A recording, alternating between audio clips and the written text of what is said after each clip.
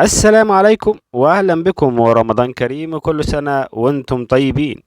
وفي البداية ما تنساش تعطر فمك بالصلاة والسلام على سيدنا محمد صلى الله عليه وسلم، وتنورنا بالاشتراك في القناة وتفعل الجرس علشان يوصلك كل ما هو جديد منا. وزي ما عودنا الفنان رامز جلال من كل سنة في شهر رمضان بيقدم لنا برنامج المقالب، والسنة صراحة مقدم برنامج جديد ومختلف عن كل سنة، وهو مقدمه بعنوان رامز نيفر اند.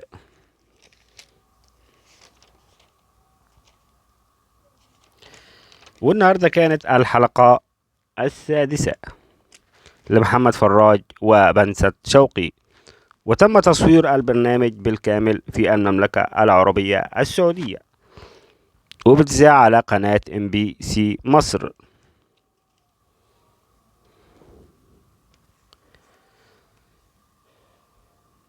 وطبعا زي ما انتوا عارفين ما نقدرش نذيع هنا الحلقة كاملة عشان في حقوق ملكية، لكن ممكن تتفرجوا عليها على قناة MBC مصر.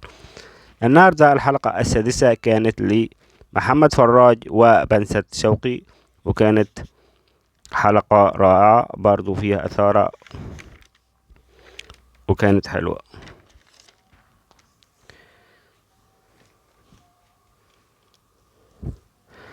احنا بنقول لكم بس اسم الضيوف اللي موجودين في الحلقة، وكل سنة وانتم طيبين ورمضان كريم.